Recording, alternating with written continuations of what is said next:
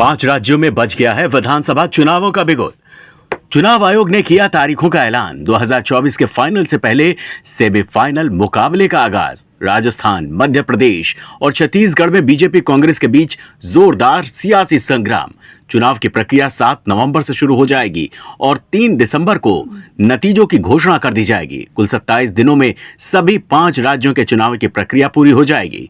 चुनाव की तारीख के ऐलान के बाद कांग्रेस ने अपने शासित राज्यों में जातिगत जनगणना कराने का कार्ड खेल दिया है।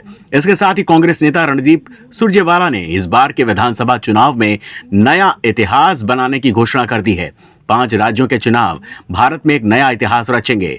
मध्य प्रदेश में स्थिति बिल्कुल स्पष्ट है। वहां के लोग सीएम शिवराज सिंह चौहान और भाजपा को बाहर निकालने का रास्ता दिखाने को बेताब हैं।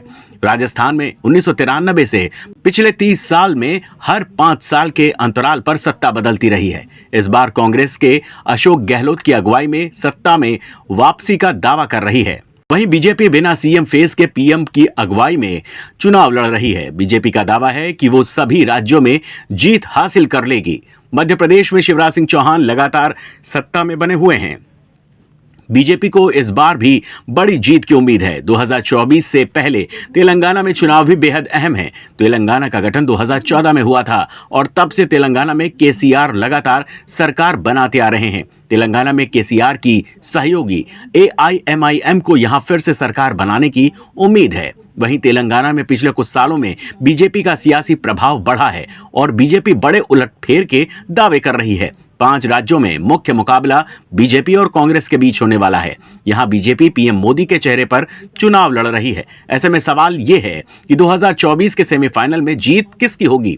अगर इंडिया गठबंधन नरेंद्र मोदी की अगुवाई में बीजेपी के विजय रथ को रोकना चाहती है तो उसे बड़ी जीत हासिल करनी होगी। वहीं इस बार चुनाव आयोग ने दागी उम्मीदवारों को लेकर अहम ऐलान किया है।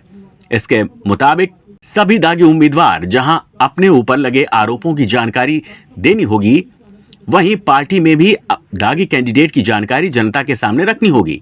चुनाव आयोग का यह कदम सराहनीय है, लेकिन साथ ही यह सवाल भी है कि सियासी दल कैंडिडेट के चयन में जिताऊ फैक्टर का ध्यान रखेंगे या राजनीतिक शुचिता का।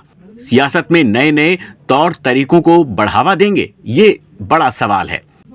इस बार 5 राज्यों के कुल 679 विधानसभा सीटों के लिए 16 करोड़ वोटर सियासी सूरमाओं के भाग्य का फैसला करेंगे। इनमें इस बार करीब 60 लाख नए युवा मतदाता भी शामिल हैं जो मताधिकार का इस्तेमाल करेंगे। लेकिन पॉलिटिकल पार्टियों के लिए जो सबसे चिंता का सबब है वो है 2018 के मुकाबले चुनाव प्रचार के दिनों में औसतन 14 दिनों की कटौती। पॉलिटिकल एक्सपर्ट मानते हैं कि चुनाव की घोषणा और मतदान की तारीख के बीच कम गैप होने से कांग्रेस को थोड़ी तकलीफ जरूर हो सकती है, क्योंकि इसकी रणनीति स्टेक होल्डर्स की संख्या ज्यादा है। बीजेपी के पास क्लियरिटी है और उसे हर जगह पीएम मोदी के नाम पर चुनाव लड़ना है। आपको हमारी वीडियो कैसी लगी? अगर अच्छी लगी हो तो इसे लाइक करें और हमारे चैनल को सब्सक्राइब करें। धन्यवाद।